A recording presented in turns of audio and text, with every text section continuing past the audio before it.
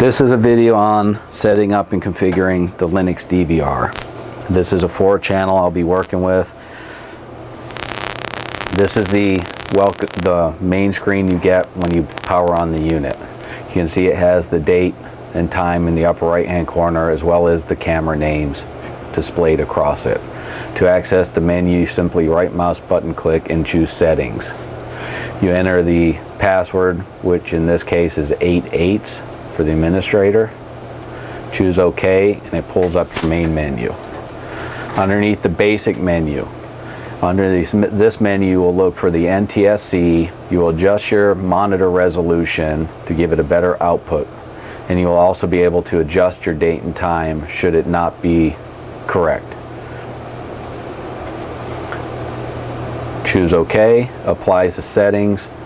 The next settings are for the camera names and how you want it to record and if you want masking. For this, what we would simply do is choose a camera, name it.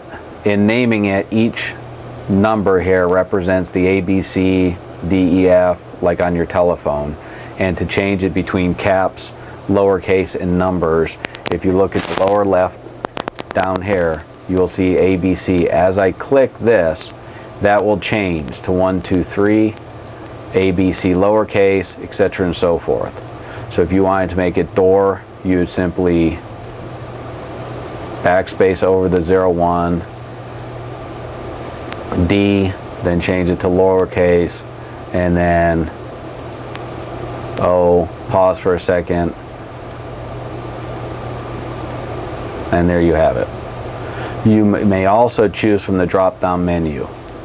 So it could be the lobby, the hall, cashier, whatever it might be, and it will enter it for you. I will show you, once I assign an IP address, how to do this from the web interface.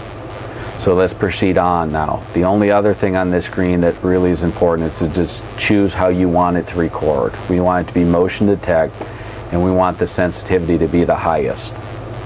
Okay, now that applied it for camera 1.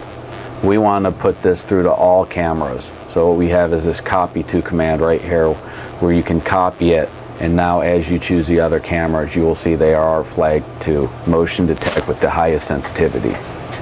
Then we will click OK. Underneath the recording option, the only thing I look for is to make sure it's the best quality, which is superior, and that would be it. It's also where you can set up schedules and stuff, but we don't get into that. Now we're going to assign an IP address. First thing is we're going to make sure it's a static IP address. Then we're going to type in a 192. As you can see, I have to scroll past it to get to it.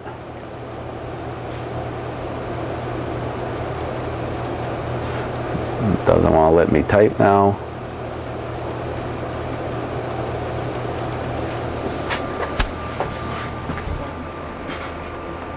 Okay, let's try again. Like I was saying before, as you're scrolling through these, I found it's easier to go down. So you can put in your subnet mask and your default gateway, and then go back up.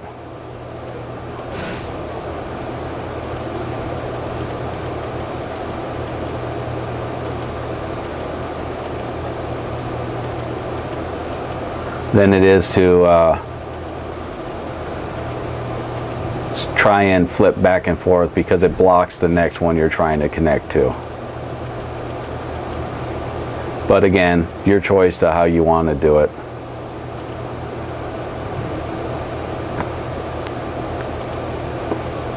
DNS will be the same. And I'll show you on this last one. You must back up before you can retype something in here.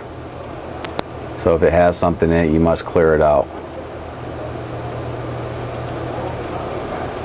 Okay, so now we have the IP address set. So I'm going to apply OK. At this point, I want to stop and exit and say yes to save it. If you do not commit your changes by saying yes, you will not get everything. And you can see it applied the cashier to it. So what I'm going to do now is I'm going to switch over to the Windows 7 machine.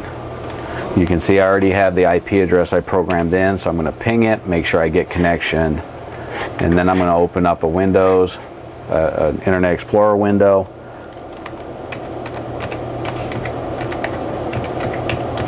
And I'm going to go ahead and enter into it.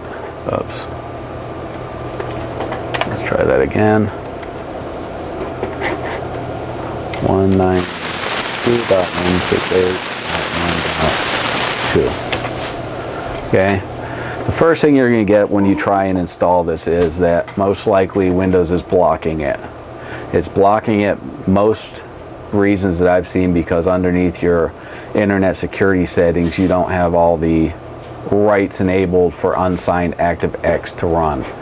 So here we have it, and we're going to try installing this, and let's see what happens.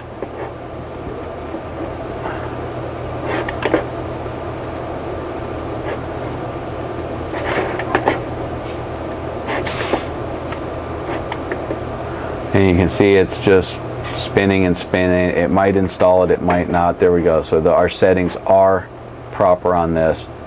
And I will show you those settings in 1 second. First, I need to get the menu bar. And again, the password is still 88s. To go back to elaborate on the other one, we're going to go underneath Internet Options, Security, Custom Levels. Now down here underneath the ActiveX controllers, you must have the download sign and download unsigned ActiveX controllers enabled or prompt.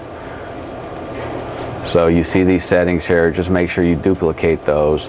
If you get it where it doesn't download, come in here and enable these or prompt these, and it should download without any problems. Okay, now to log in, you simply enter in your password, which we did, and then you click on this for the configuration. All you can do in this configuration is set an IP address, adjust the time and the date, and name cameras. But it's easier to name cameras here than it is in the clicking one number at a time trying to find it. So let's give the DVR an IP. And then we're going to switch over here to name the cameras.